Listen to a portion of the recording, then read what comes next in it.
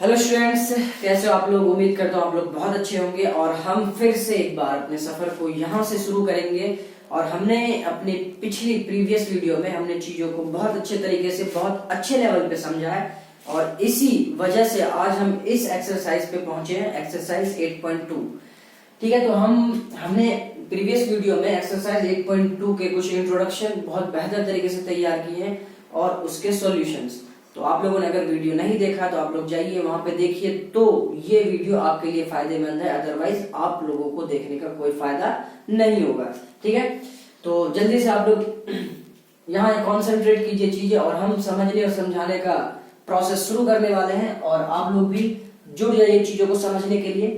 तो आज जो हम डिस्कस करने वाले हैं वो mathematics class 10 chapter 8 exercise 8.3 introduction. ठीक है, 8.3 का introduction. First of all, we have to study about the complementary angle. Our topic is complementary angle in trigonometry ratio. So that means trigonometry ratio of complementary angle, ये हमारा topic है। तो सबसे पहली बात हमें इनवर्स का थोड़ा सा ज्ञान होना चाहिए, थोड़ा सा। अगर आप फर्स्ट टाइम इस वीडियो को देख रहे हैं तो आप लोग इसको बहुत बेहतर तरीके से समझ पाइएगा। ठीक है, तो आइए बहुत जल्दी से इसे स्टार्ट करते हैं हम लोग। ट्रिगोमेट्री रेशियो, अगर मैं इसके बारे में बात करूं ट्रिगोमेट्री रेशियो, तो मैंने अपने फर्स्ट इंट्रोडक्शन चैप्टर 8 के फर्स्ट इंट्रोडक्शन में हमने इस बात को तैयार किया था कि ट्रिगोमेट्री रेशियो के जो कॉन्सेप्ट होते हैं, ट्रिगोमेट्री रेशियो क्या होते हैं, ये बात हमने वहां पे जाना था। एक बार मैं फिर से रिवील कर देता हूँ चीजों को। तो ट्रिगोमेट्री रेशियो किसको कहते हैं? हमारे पास ट्रिगोमेट्री रेशियो जो एंगल और साइड्स के रिलेशन को, एंगल और साइड्स के रिलेशन को इंडिकेट करता है। ठीक है, उनमें कॉम्बिनेशन बताता है। तो कहने का मतलब मेरा ये है कि ट्रिगोमेट्री रेशियो दैट मीन्स कि काउंटिंग में 6, first sine theta, cos theta, tan theta, sec theta, cosec theta and tan theta. तो हमारे पास ये 6 हैं ट्रिगोमेट्री रेशियो गिनती में। कितने टोटल? 6 trigonometry ratio. कितने? 6। इन्हीं पे हम सारी बातें पढ़ रहे हैं और आगे फर्दर क्लास में भी इन्हीं 6 चीजों पे हमें बातें पढ़नी है। ये फिक्स है अपनी जगह। ट्रिगोमेट्री का मतलब वो 6 रेशियो, ध्यान रखिएगा। ठीक है, तो आइए अब हम समझ लेते थोड़ा सा ये कॉम्प्लीमेंट्री एंगल क्या कह रहा है। कॉम्प्लीमेंट्री एंगल आप लोगों ने अपने जूनियर क्लास में पढ़ा होगा, 6th-7th क्लास में, आप लोगों 7th स्टैंडर्ड में आपने इस बात को समझा होगा कि कॉम्प्लीमेंट्री एंगल क्या होता है। किसी भी हम ये कह सकते हैं कि the sum of any two angles is 90 degree is called complementary angle। ठीक है, कोई बात नहीं, दोबारा से सुनिए। किसी भी दो एंगल का सम, किसी भी दो एंगल का जोड़ अगर 90 डिग्री आ जाता है तो हम उन दोनों को क्या कहते हैं? कॉम्प्लीमेंट्री एंगल कहते हैं। ठीक है, तो समझते हैं यहाँ पे किस तरीके से यूज कर पाएंगे। अच्छा, हम ट्रिगोमेट्री रेशियो पढ़ रहे हैं। ट्रिगोमेट्री का मतलब ये है कि हम एक ही ट्रायंगल को इंडिकेट करते हैं। वो क्या होता है हमारा? वो हमारा होता है राइट एंगल ट्रायंगल। तो मैं ड्रॉ कर देता हूं एक बार राइट एंगल ट्रायंगल।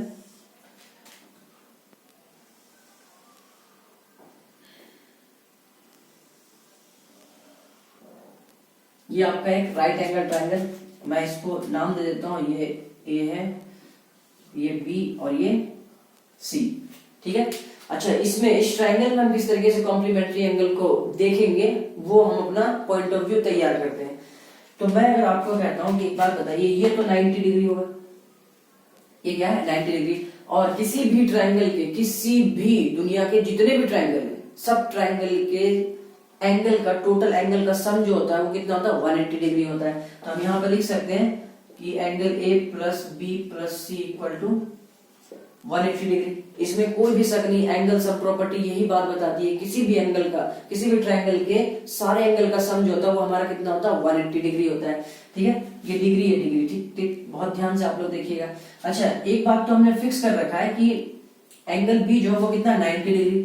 तो A plus C equal to 180 degree और माइनस 90 डिग्री हम लिख सकते हैं। इस बी को हमने इधर शिफ्ट कर लिया, RHS, राइट हैंड साइड में।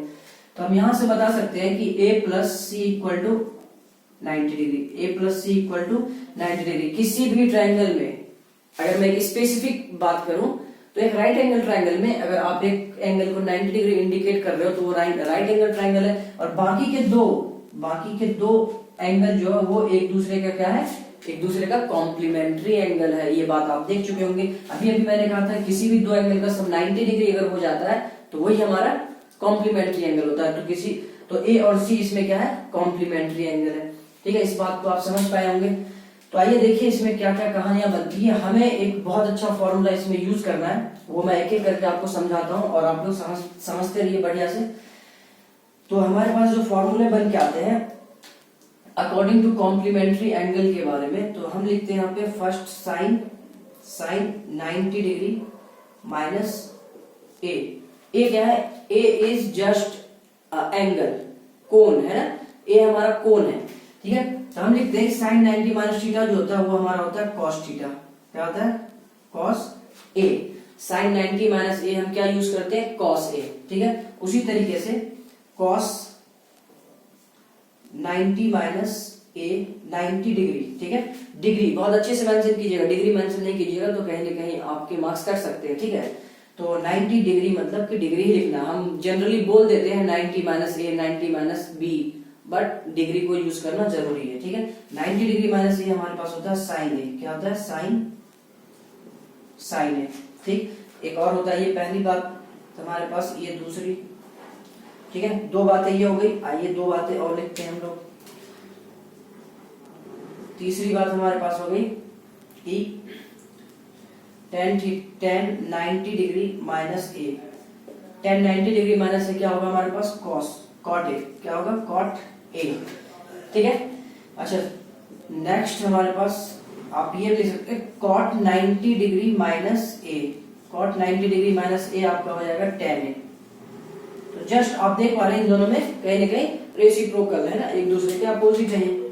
ठीक, अच्छा नेक्स्ट अगर हम लिखते हैं 5.5वां जो लिखते हैं ट्रिगोनोमेट्री रेशियो कॉम्प्लीमेंट्री एंगल पे, तो हम लिखते हैं सेक थीटा सेक 90 माइनस ए। ठीक है, तो अगर मैं फ्लो में कभी थीटा बोल जाऊं तो आप लोग समझिएगा कि वो एंगल के बारे में ही बातें हो रही है। ठीक है, मैं यहाँ एंगल क्या यूज कर रहा हूँ, ए। क्यों, क्योंकि हमने ए और बी सी नाम दिया तो एंगल ए बी सी ही हम यूज कर रहे हैं। ठीक है, सेक 90 माइनस ए होता है हमारे पास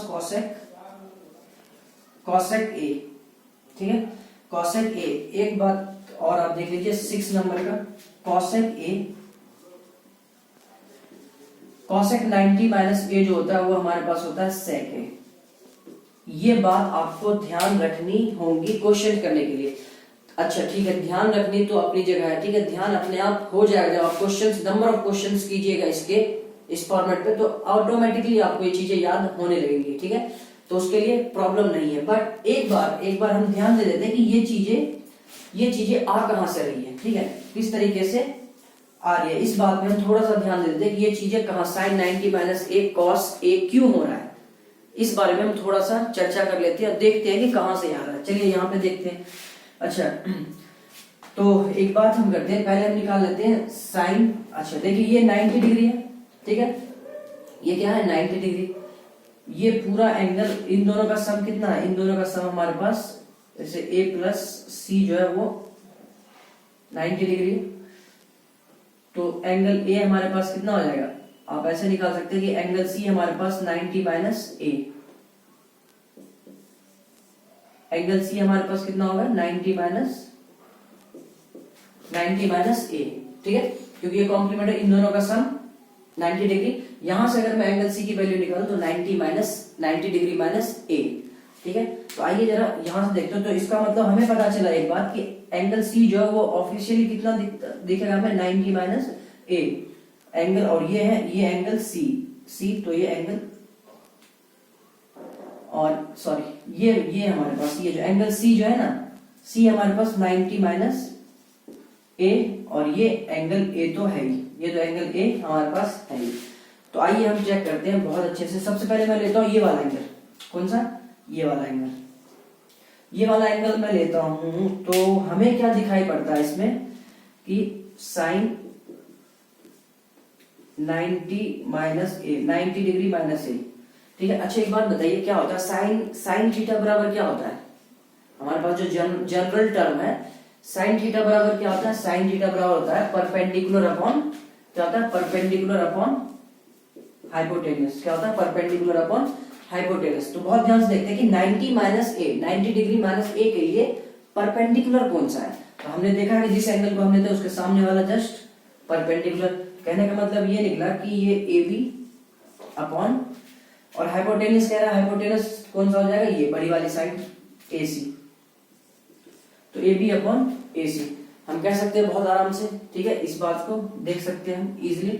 अच्छा, इसे इक्वेशन फर्स्ट ले लीजिए, इसे इक्वेशन फर्स्ट ले लीजिए। आइए हम cos a की वैल्यू देखते हैं, cos a की, cos a। तो जनरल टर्म क्या होता है हमारा cos थीटा का, cos थीटा बराबर होता है base upon hypotenuse. Base upon hypotenuse होता है, देखिए एक बार मैं बता देता हूं, इसको हम हिंदी में कर्ण कहते हैं, ठीक है, हिंदी में कर्ण कहते हैं, और इसको हम आधार कहते हैं, आधार, और इसको हम लंब कहते हैं। तो ये भी जानना बहुत जरूरी है, ठीक है, दिस इज द ज्ञान, इसको ज्ञान कहते हैं, बहुत ध्यान से समझिए इसको, है ना।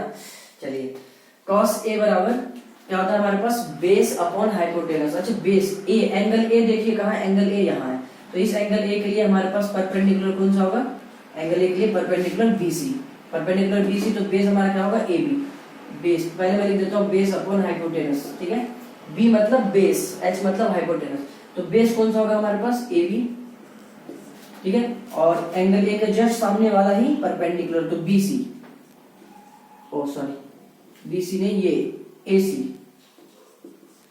तो हमने क्या देखा कि cos A बराबर होता है base upon hypotenuse, base upon hypotenuse होता है, और बेस क्या है एंगल ए के लिए, एंगल ए के लिए बेस हमारे पास है AB, ठीक है, इसका एडजेसेंट साइड, और हाइपोटेनस तो AC ही रहेगा दोनों एंगल के लिए। तो यहां से हमने क्या देखा, इक्वेशन 2, ठीक है, यहां से हमने क्या देख लिया, इक्वेशन 2 बना ले। तो फ्रॉम 1 and 2, तो हमें एक बात हमने क्या नोटिस कर लिया, यहां से एक बात हमने नोटिस ये कर लिया कि sin 90 minus A B upon AC है, और cos A भी AB अपॉन AC है। तो एक बात बताइए, अगर किसी भी दो इक्वेशन का RHS, राइट हैंड साइड, अगर इक्वल हो, दायां पक्ष अगर इक्वल हो, तो ये ऑफिशियली बात है कि बायां पक्ष भी, लेफ्ट हैंड साइड भी क्या होगा, इक्वल होगा। तो मैंने फ्रॉम 1 and 2 से एक बात कह दिया कि sin 90 डिग्री माइनस ए जो होता है वो cos A के बराबर होगा।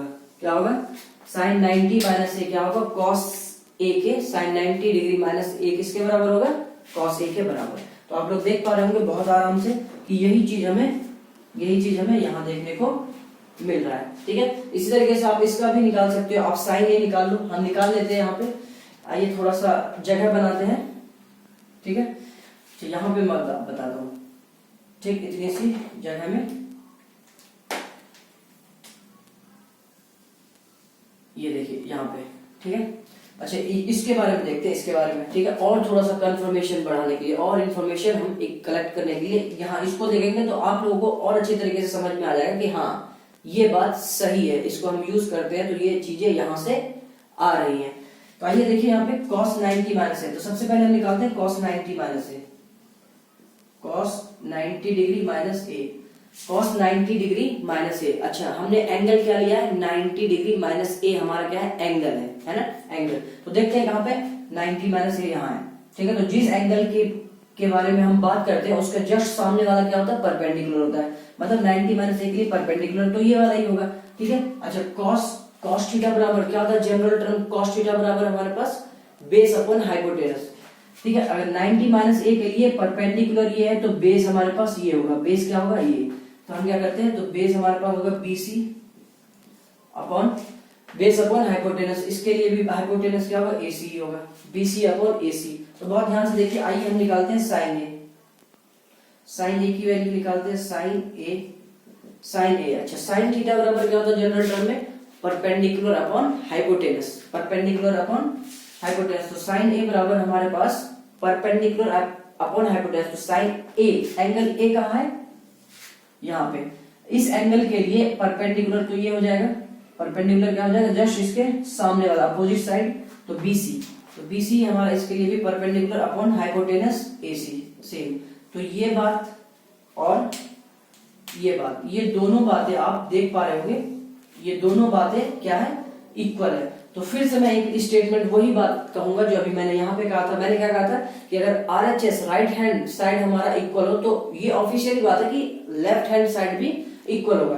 तो इसका मतलब ये होगा कि अगर ये दोनों इक्वल है तो ये भी इक्वल है, और वही चीज हमने यहाँ पे लिखा हुआ है।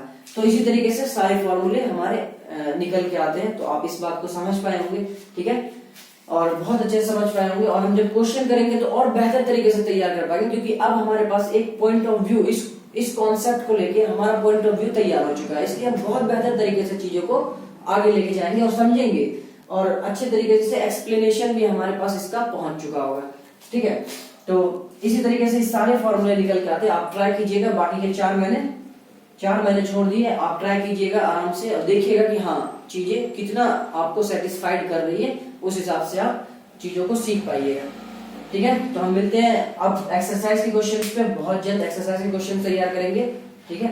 एक्सरसाइज 8.3 बहुत अच्छे तरीके से और बहुत बेहतर समझ में आने वाला है आप लोगों को, ठीक। तो इसको जल्दी से राइट डाउन कीजिए। हम मिलते हैं बहुत जल्द एक्सरसाइज के क्वेश्चंस पे, तब तक के लिए अपना ख्याल रखिए। Bye bye, take care.